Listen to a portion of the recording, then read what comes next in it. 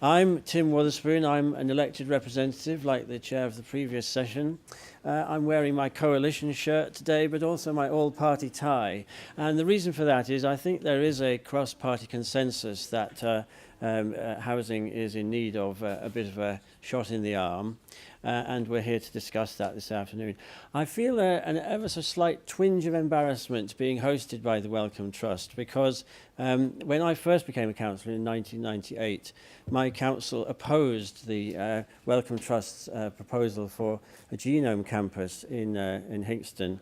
We had a policy called the Area of Restraint, which restricted growth in the south of Cambridge. And for me, personally, it was cringe-making to go around speaking to people and being associated with a council that was opposed to such a game-changing development. Anyway, we have brought about a culture change at the council since then, and I like to think it has been led by members, though of course supported very strongly by officers, particularly those who have joined us since those days. And we like to believe now that if anyone comes to us with an employment-generating activity, the immediate answer is, yes, sir, what can we do to help you? Or with increasing frequency these days, yes, madam, what can we do to help you? And the Genome Campus, I'm delighted to say, is now one of the facilities our district is most proud of. It's home to the densest concentration of informatics engineers. There are more than 750 number crunchers on that site. And we've all heard earlier this morning about the 2,000 jobs that AstraZeneca is bringing to Cambridge, locating to the Cambridge Biomedical Campus. Where are all these people going to live and their families as well? And perhaps more to the point, where are they going to be able to afford to live?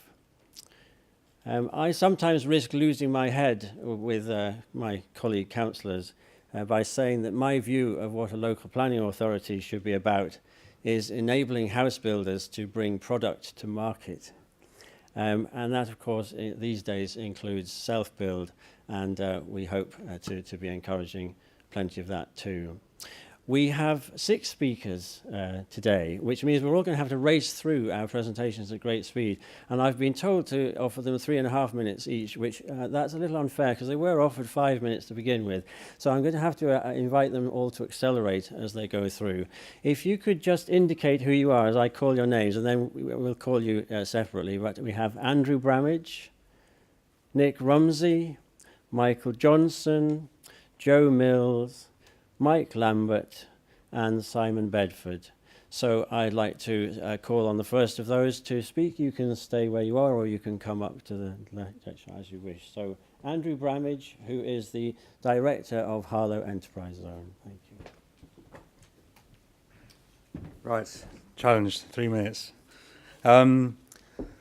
Firstly, Harlow Enterprise Zone, one of 3 enterprise zones in the London Stansted Cambridge consortium area, the others being Rural Docks and Alconbury, all with the same broad offer of discounted business rates, simplified planning processes, and access to superfast broadband. But why does Harlow work as an enterprise zone particularly? Clearly, there are locational advantages from this rather strange shaped map I've got here. We're on the M11 at junction 7. We hope in due course there will be a junction 7A to the northeast of Harlow, and we're working very closely with partners, and including the consortium on lobbying for that. Great access to Stansted Airport. That is enormously important for us, I think, in attracting new businesses to Harlow, and some major international investors we've spoken to in recent months are attracted to the area primarily, as said, because of the proximity to Stansted. That is, for us, the USP for the site.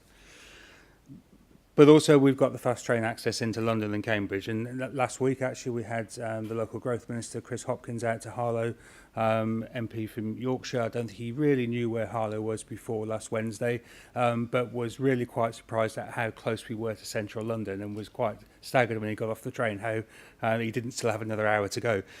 So that, again, is part of our locational advantage. Equally, we've got a existing base of life science, ICT and advanced manufacturing companies in the town, and that's what we're focusing the enterprise zone on building on those existing links. There are two sites to the enterprise zone. The northerly site there is an existing industrial estate that in the longer term we will be redeveloping into a modern business park in conjunction with the existing landowners there. First phase is putting some new road infrastructure in there to improve access to the site and increase land values, quite frankly, to persuade the owners to invest more into that site. The second site at London Road, to the southerly site there, closer access to the motorway at the moment, in two parts. There's a large greenfield site, which I'll mention a bit more about in a minute. The other part is the former Nortel campus. I think it was Greg this morning mentioned that one of the discoveries in the London Stansted Cambridge area was of fibre optics, which was on that site. Nortel Telecommunications, or STL as they were called then, in the mid 1960s, discovered on that site. Nortel went out of business some years ago, but the new owners of that site are transforming that campus into a data centre complex and modern business park with 200,000 square feet grade A office space to be refurbished over the next 12 months. We're very excited to be working with them and putting some of the infrastructure into that site, and that's what the Minister, Chris Hopkins, was on site for last week to announce a £5 million package to kickstart that infrastructure investment this autumn. That site, this is the London Road site and the prime site that we're promoting at the moment for the enterprise zone. The Nortel site is the southern part of that. 35 acres of greenfield land to the north. We are currently in discussions with landowners there for the local authority to acquire that site. We are then putting in place infrastructure, new roads and utilities infrastructure over the next year to 18 months. During that time, we're out to the market for a joint venture development partner to work with us at Harlow Council to bring that site to market as a new science park for Harlow. We're very pleased to hear yesterday, finally, the public confirmation from Public Health England that Harlow is their preferred site for their move from Portland down, bringing 1,000 science-based jobs into the town. That will be fantastic news, not just for Harlow, but for the whole corridor, I think, in attracting new investment in the life sciences.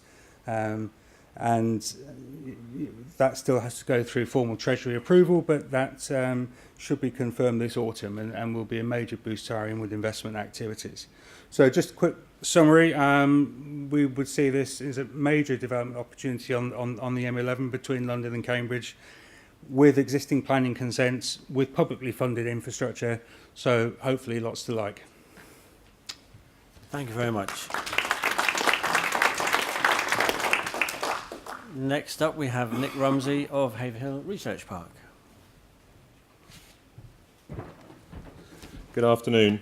I run Carisbrooke Developments, and we've been developing research and business parks in the corridor for almost 20 years. Oops. For the last 12 years, we've been developing in Haverhill, which, if anyone needs reminding, is on the eastern side of the corridor, 14 miles southeast of Cambridge in Suffolk, on the border with Cambridge and Essex. We're on the outer radius of the South Cambridge cluster, 10 miles on the A1307 from the A11, M11 corridor, similarly from Grants Park, Babraham, Chesterford and the Genome campus. Stansted is within 30 miles. Haverhill is a vibrant post-war expansion town with a huge part to play in the further development and integration of the corridor. Its population has grown fivefold since the 60s. In 1962, there were 5,500 residents. The recent census revealed it had grown to 27,000 people. With planned residential development, this should soon increase beyond 30,000.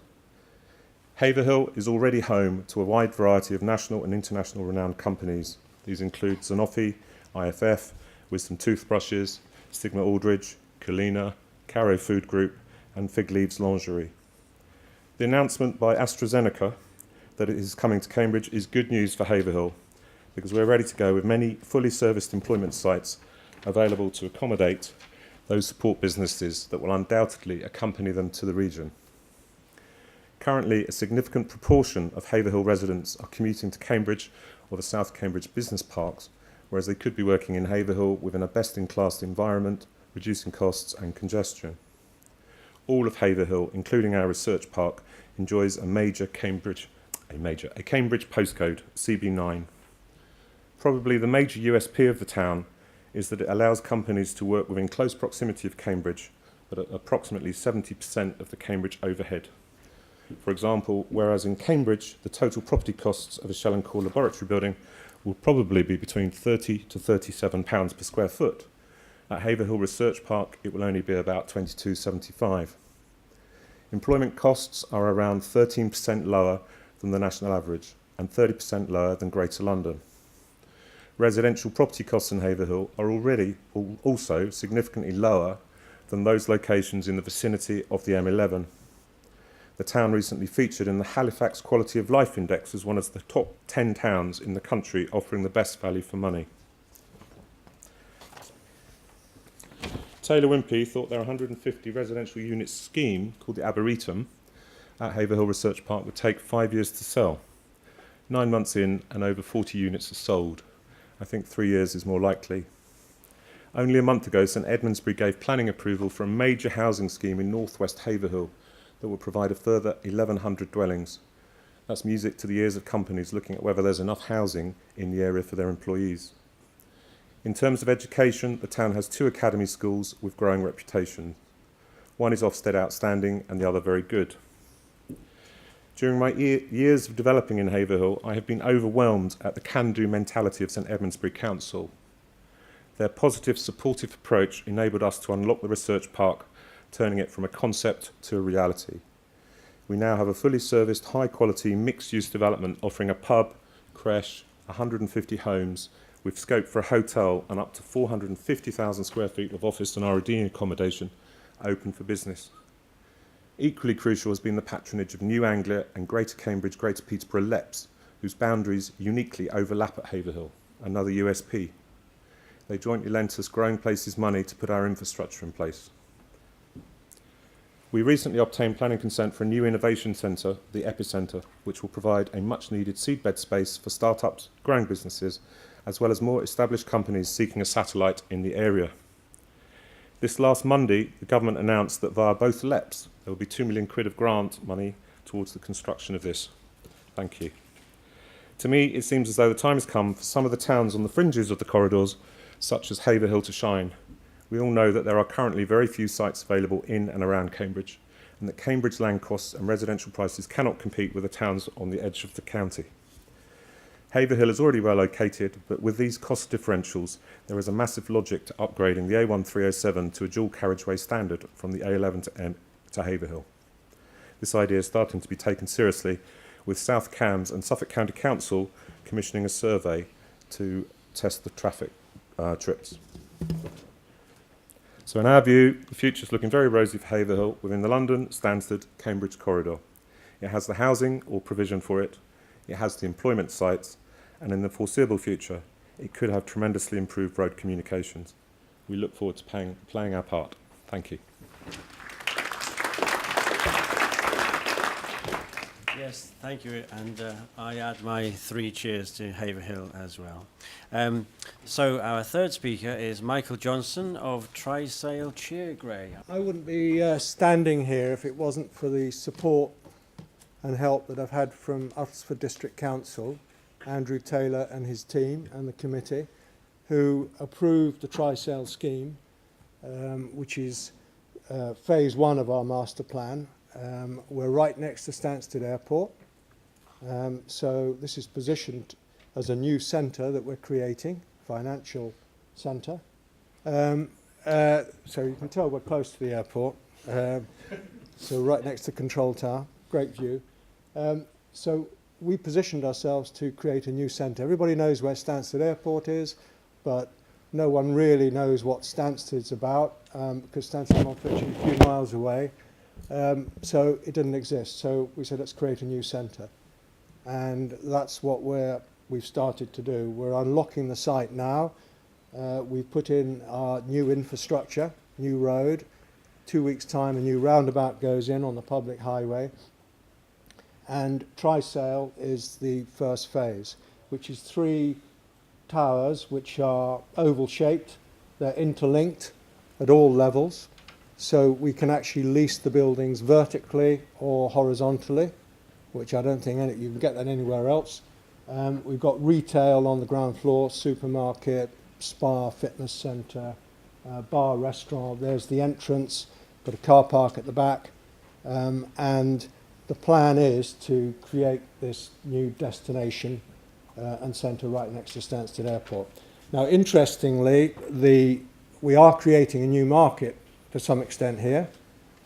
We are only 5 minutes from the terminal, but the people that I've been trying to attract are coming here. So I have signed up corporate headquarters people to make this their UK headquarters, and they're coming because of the design and what this whole site will be and the design of the buildings, and secondly because of the location right next to Stansted Airport. Give you one example, there's a European headquarters which has offices all over the world, is going to have its UK headquarters here, and that's because their board can fly in from Europe and within 5 minutes can be in a board meeting here. So all their executive committee came over. So I've been working behind the scenes on this for 5 years. And so we plan to start construction within 3 months, and the site will, this Trysail building will be up by the end of 2015. So I'm busy unlocking a site. Yeah? Okay. Brilliant. Yeah, thank you very much. Next speaker is Joe Mills, who is the Director of Planning and New Communities at South Cambridge District Council. So I'd better watch myself. And I'm also going to talk about how we've unlocked a site and use the example of Northstowe because I think that will illustrate some of the barriers but also some of the solutions for a whole load of major sites, including the ones proposed in our new local plan. Northstowe, for those of you that don't know, is a new town of 10,000 new homes on the guided busway that will link it very quickly into Cambridge and the new Science Park station there. It's been talked about for a long time. I think it was first mooted in the structure plan, adopted policy since 2007, but nothing really moved forward very much. And what I'd like to now describe, I suppose, is how we've brought it forward since 2011. So work will start later this year. Of course, it's not just homes, although it will provide a lot of homes for the jobs around Cambridge, but as a town, it will have jobs there itself and leisure and retail. I think the first thing I stress is about collaboration, and that's come through from a number of other speakers as well. We've got a joint team with the County Council, and we were shortlisted this year as the Local Authority Team of the Year by the RTPI. But what I was particularly pleased about was when we went down for the awards evening, we were joined by the promoters, by our lead people from HCA and Gallagher's. So we're very much part of a sort of single team working together to build the best place we can. And we have very close links with our local communities, and we work well with politicians across both authorities. And I think that's also really key. To unlock the major sites, you have got to work across with everybody and listen to local people so that they will support you as you move forward and understand. I was going to stand here today with somebody from the HCA, but they're at their investment board as we speak, sorting out their approach to investing in Northstowe. So we'll just hope to hear later on today how they're doing. The key barriers we were facing, they included the A14 upgrade. That was pulled in 2010 by this government, but for us it was absolutely critical. The Highways Agency said there could be 1,500 of the new homes before further improvements. So there was no way that the council was going to have confidence to approve Northstowe to start without having adequate confidence that the A14 would come forward. A second barrier was around the upfront cash flow. Those first 1,500 homes would need 25% of the costs of the major infrastructure. And there was also a very hefty Section 106 bill, including a secondary school, which we thought was really key and was a lesson we'd learned from Camborne, to have that secondary school in right at the start, to both provide for the children, of course, but as part of placemaking and to build quality. And one of the things Tim always talks is about quality first. So that was our other big challenge, because we strongly believe that if we hold that mantra of quality, it will drive the best value for all of us and build the best place. And so the solutions and the things that we've done, a really strong campaign right across the region to bring the A14 programme back on track. And that's moved remarkably quickly. So with fingers crossed, work will start on that in 2016.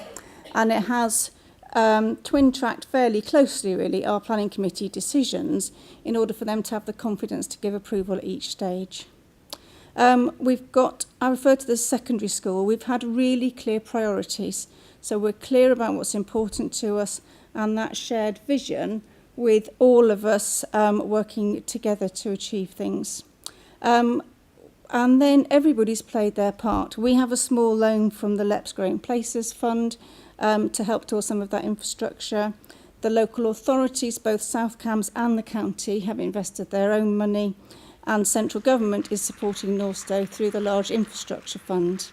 Those are to tackle that upfront cash flow issue, not in the longer term in terms of viability. And it will start on site later this year. So just a few quick conclusions. The importance of cross-departmental support at a national level to help to support us to tie those strands together. One of the questions we were asked in preparing our talks was, what about planning beyond just the local authority and the local plan?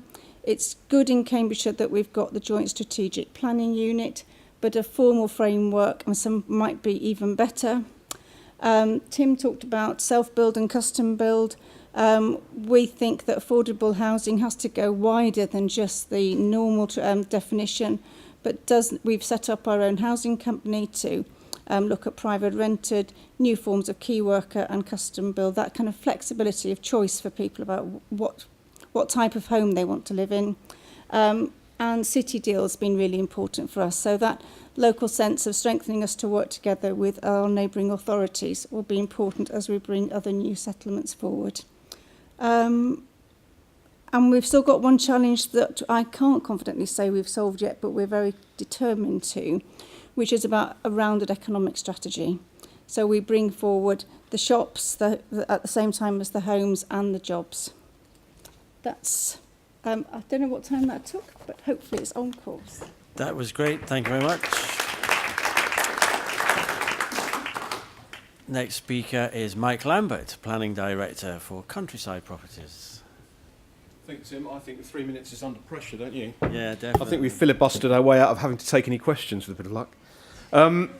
Countryside, Essex-based company, head office on the M25 at Brentwood, now backed by a major heavyweight American investment house, Oak Tree Management, with a very ambitious growth plan for the next 5-10 years, and that was started before the current upturn in the market. They identified the potential, particularly of the operations of Countryside in the southeast, and in particular the area that we're talking about today. The company, for those that don't know, it's got a very strong reputation for delivering high-quality placemaking and creating successful new neighbourhoods and communities. We don't just build houses, and we've got more design awards than any of our competitors to prove that, including the only Sterling Prize for Architecture at Accordia in Cambridge. The Lscc area is at the core of our business, and that business stretches from the bottom to the top, because we're not just a house builder on greenfield sites. We have a division specialising in regeneration, which is working actively in London, and we also still have a strong commercial element to the business as well. So we're in a unique position to work with all the partners in this area to foster growth. On that basis, as a strategic developer of a range of sites and not just a house builder, we're responsible for delivering a significant part of the infrastructure of the areas in which we're developing. At a very rough count, we haven't done quite the accurate figure that our colleagues Berkeley Homes have done, but I would estimate that on the sites that we're controlling over a 20-year period, we're investing somewhere between 150 and 200 million pounds in infrastructure of a quite significant level across the piece to support the developments that we're involved in. Just to give you a flavour of where we are at the moment, you'll probably be familiar with the Cambridge Southern Fringe. Countryside Properties has the substantial interest in this. We've got the main residential phase, which is known as Great Knighton, includes some Novo at Glebe Farm over here, and we also jointly developed the Cambridge Biomedical Campus with our partners Liberty. We spend a long time unlocking these sites. Unlocking a strategic site like this is a 5 to 10 year project. You've got the key bullet points up there for the biomedical campus. That's a major project which is turning out to be extremely successful. You've no doubt heard from AstraZeneca this morning. I don't need to repeat that. But just to demonstrate that despite all of that activity that's happening there with AstraZeneca, with Papworth, and we hope with the University of Cambridge, more importantly, there is still further space to grow there. The last bullet point is important. We've got a phase 2 planning application later this year, which is going to make another 700,000 square feet available on the CBC. Going alongside that, you've got the residential development. Again, a substantial area of new housing currently being developed out across 5 outlets. And I think in terms of housing growth and delivery, there's a key point there that local authorities need to understand the relationship between the number of sites and the number of houses on sites and the number of outlets, and the tension between the desire to use large sites to generate the funds for strategic infrastructure and placemaking and the need to have a wide variety of different sites that can mean that you've got a lot of sites being built at the same time. On a large strategic site such as this, 4 or 5 outlets is as much as you would want. Our experience, and Brent Hall Park at Harlow is a good one, where we built it out in a consortium. You get a lot of developers working on a site at the same time. You're forcing down cost, you're forcing competition in, and quality suffers. So where we manage strategic sites, we want to limit the number of outlets to make sure that we can build the quality of the place at the right pace. And that means that in order to get the housing growth generally across an area, you need a wide range of outlets so that there's a lot of housing coming forward at one time. Just to give you an example of the sort of architecture that we're putting in at Cambridge to develop and deliver on that quality agenda, it's proved very successful. We're clearly selling very well at Cambridge, as you would expect, at very high values at the moment. But that's underpinned by 40% affordable. I'll be honest and say we didn't think we could do that 4 or 5 years ago, and we had a little debate with Cambridge City and ultimately an inspector. We lost the argument, but we're quite happy with what's happening there now, so it's probably the right result. Just to say that, and to emphasise that point about developing in the corridor, we've got greenfield sites that we're developing, promoting with the local authorities in the corridor. But importantly, we're also partnering Harlow and London Borough of Enfield on significant estate renewal and regeneration projects. So we have a whole suite of opportunities within the corridor. And all of those sites, we're looking to work in collaboration and partnership with the local authority and all the stakeholders. That's how we successfully unlock sites, by working in collaboration to actually achieve a mutually beneficial end. Thank you.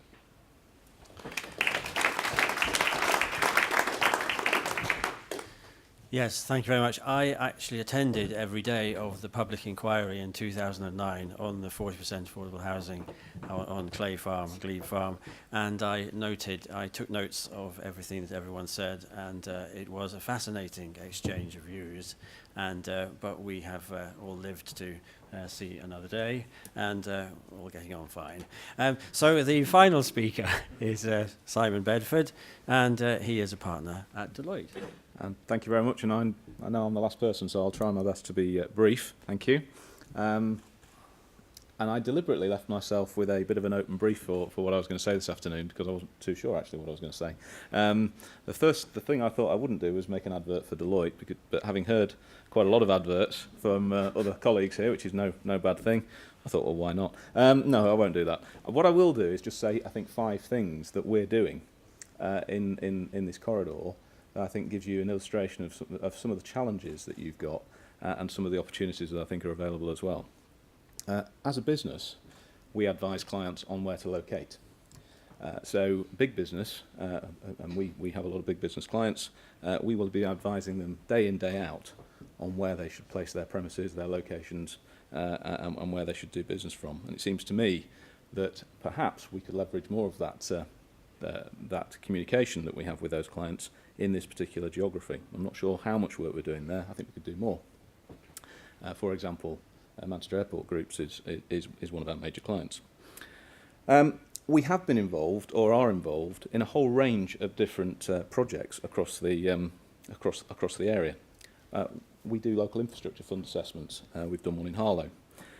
We've been helping to define what the town centre in North Stowe should look like. You may or may not know that, I don't know, but we have. I think it's a massive challenge, a very interesting challenge.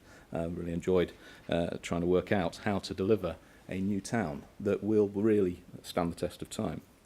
We're helping Enfield acquire property to start a major regeneration project that they have going on there. And we're beginning to look at new financial instruments that will unlock major estate renewal projects in the northwest London area, northeast London area.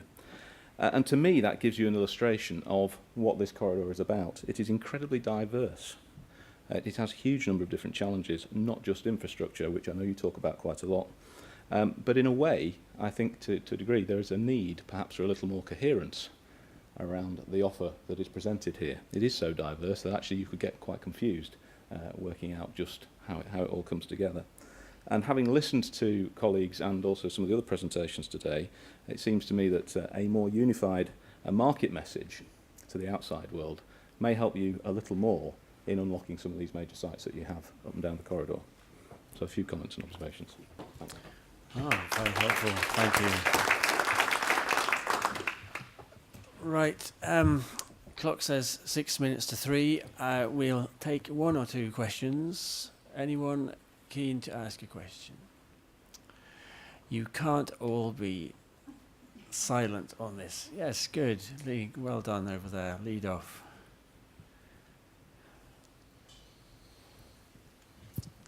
Andrew Taylor, Uttlesford District Council. We heard earlier that a lot of the problem for growth was a lack of sites. And what you've all said is that you've got lots of sites that you're bringing forward. So that seems to be a direct contradiction. What, in your view, therefore, is the problem with bringing forward growth in this area? Right. Do we have any more questions? I'll take more questions. Let everyone answer all the questions at once. Only one question. Yeah, over there. Yes, good. Thank you very much.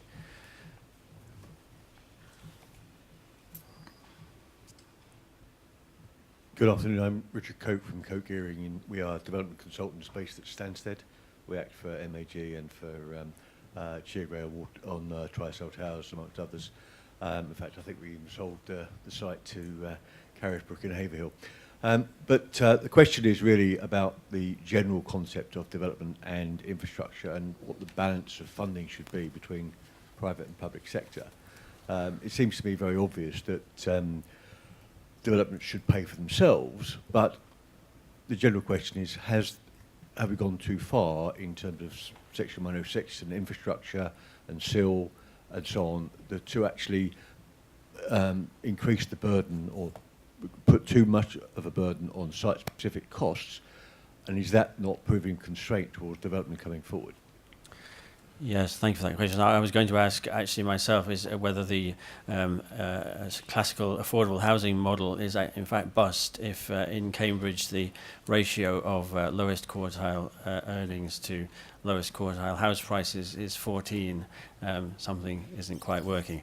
I'd like a panelist to take the second question first, then, this private-public sector balance, because I was going to end up also with the question the gentleman asked over here, which was invite all of you to give in a very as briefly as possible, succinct as possible, possibly even just one word, your recommendation for unlocking major sites. So can we just roll across the panel down here, starting with you, Joe, and then we've done that. Right, I wasn't expecting to start. Sorry, I was hoping to kind of piggyback, listen to what everybody else said, and then fill in some gap. I think we're terribly lucky to be down here, where land values and house values are such that developments can contribute a lot. And so we get those high quality, mostly in terms of public spaces, design, and the Section 106, the developer contributions to be able to support infrastructure.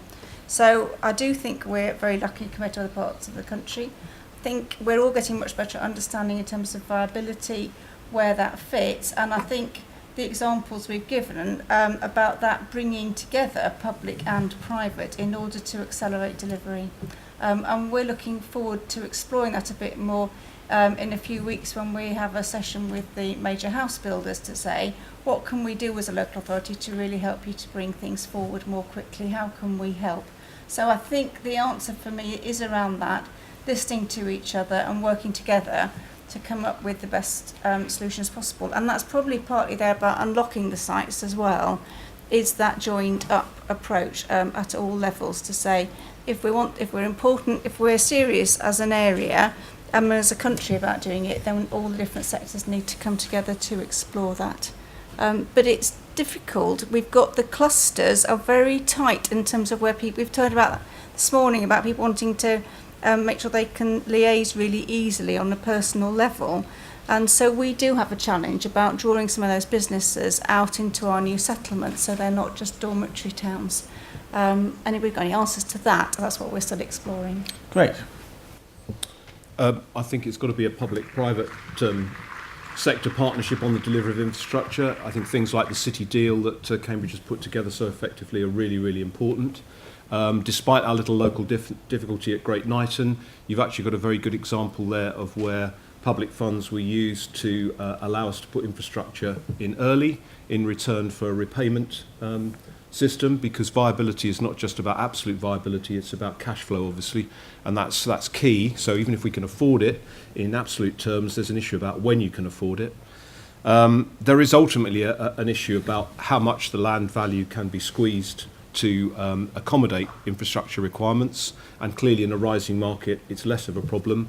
I'm not sure that SIL is the answer, and most authorities don't think it's an answer on the bigger sites either, South Cambridgeshire being one, and we've got no issue with that. So it's an ongoing dialogue about getting the balance right in terms of the share and also the timing of its delivery. Okay, look, we're being joined by the other group, so just have a very brief, succinct recommendation from each of the rest of the four. Sorry to rush you. Well, I think the ground's been covered on that question anyway. Well, I would certainly agree with what colleagues have said there. I think I'd take the other question, if that's okay, and I'd say that one thing I haven't heard much talk about is how you deal with your competitors and your competitor marketplace. One of the reasons that you may or may not be as successful as you might wish to be is because actually some of the competition are doing it better than you, and you should always look at what's going on beyond your marketplace to see what the lessons are. I think the two questions are linked actually, because for me in terms of unlocking the sites, it's about infrastructure provision and about housing. And on infrastructure, I think one of the problems we've had is the government's insistence on loan finance now to unlock some of these sites, and it just simply doesn't work. We've been able to unlock our 35-acre greenfield site because of an £11 million grant from CLG specifically to put the infrastructure in. And on another site, the council itself is putting an infrastructure investment in to help unlock that site. So public-private partnership is essential. I absolutely agree. The other point is about housing. Although we're delivering an employment site, I know that we will never be fully successful with the enterprise zone unless we are successful in delivering a lot more high-quality housing in Harlow. And that was ultimately is what will underpin its long-term success. Okay, I'm going to be in terrible trouble if I don't rush you, so All right, keep going quick. I agree with the earlier comments. Local authorities, LEPs, are proving increasingly helpful in getting sites opened up. However, I do think there's a case, particularly large sites, for local authorities to take the initiative and pay for all the infrastructure and recover through the 106 process. Road, I think the balance should be shared, but, you know, it's a question of what share, and I agree with the cash flow argument. It should be tailored to that, otherwise you just squeeze the thing and it'll never get off the ground. That's it. And my other wish would be that the long haul comes through on Stansted, and then we've got another market for our clients. Great. Okay, there you are. 6 recommendations for unlocking major growth sites. Thank you to our panellists and